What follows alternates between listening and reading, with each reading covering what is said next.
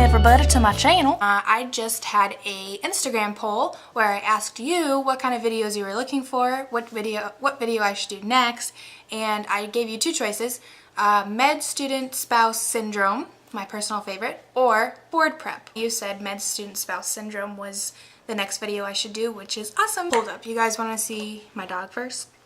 Come in, good boy, come on. So this is Benny. And no, we did not name him after Ben.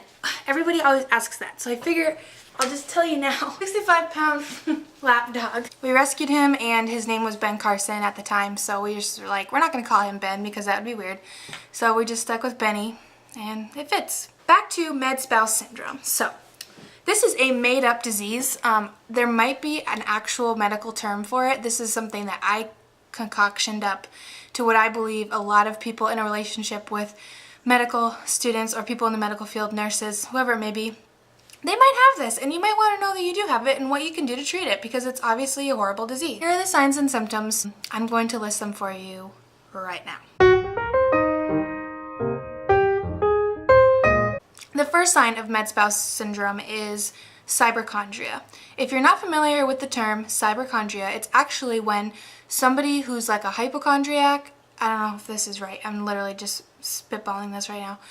A cyberchondriac is basically when a hypochondriac gets a hold of a computer and Googles all of their symptoms and believes that they have all of the diseases that Google tells you you have. I firmly believed that every disease Ben came home talking about, I had.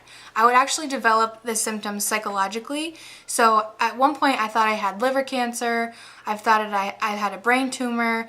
I've been to the doctor like 8 times this year just because I think I have all of these issues when I really don't. I actually just had a CT scan a couple days ago and everything looked great because I'm flawless. So honestly, I couldn't tell you what, I just couldn't tell you. I'm not saying all my pain or all your pain is psychological, because there are times when like stuff actually does go wrong and you have to go to the doctor and figure it out. But I would say like 95% of the time, if your husband or your spouse is talking about something they just learned at school, you probably don't have it. So don't go Googling it and freak yourself out over nothing. Sign number 2, irritability. This literally can happen at any given moment. I know everybody has like irritability, you know, sometimes during the day at little things. This is irritability I'm talking about all the time. You're fed up with everything that they are doing. That the fact that their breathing bothers you, that could be a sign that you have med spouse syndrome.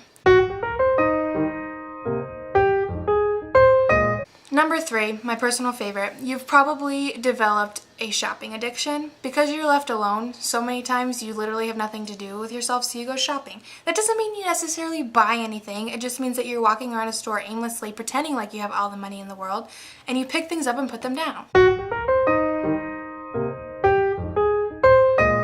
Sign number 4. I personally have experienced loss of hearing. So whenever Ben's talking about some type of cool manipulation that he learned, or if he starts talking about something that I don't care about, I seem to lose all hearing. And I don't know if that's just me or if it's the syndrome. I blame it on the syndrome, and if you guys experience it too, then I know it's not just me.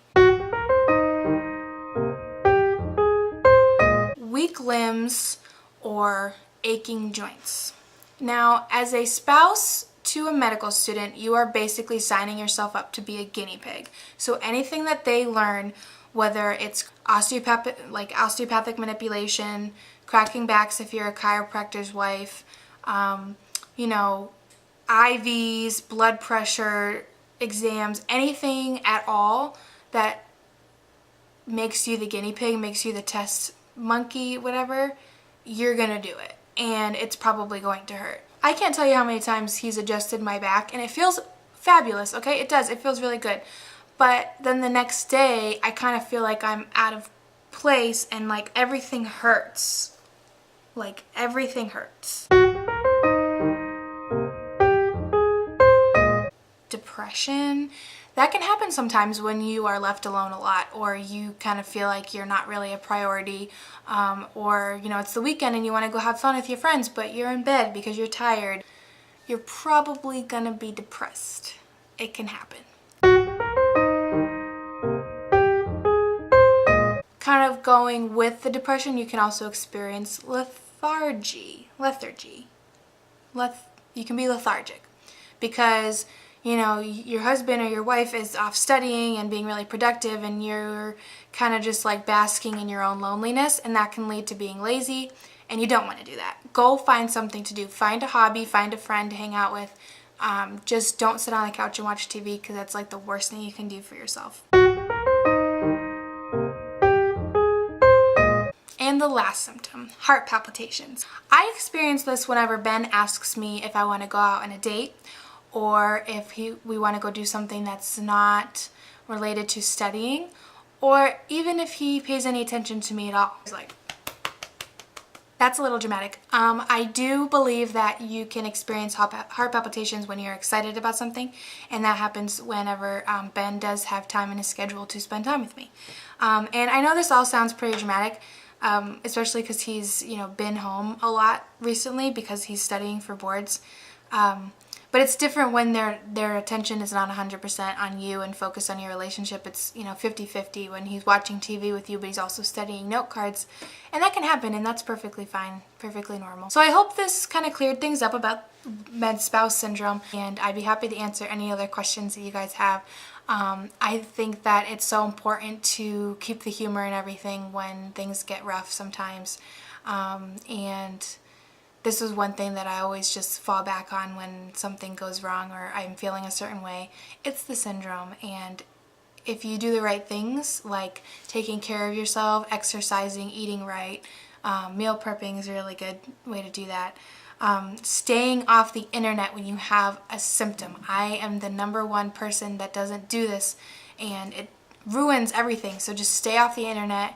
Go to a real doctor if you're really worried about something, and if your spouse is a doctor, ask them and believe them. They know what they're talking about. So I hope you guys tune in next time. Leave a comment or email me if you want anything specific talked about on here, and I'll be happy to do another video. Talk to you guys soon.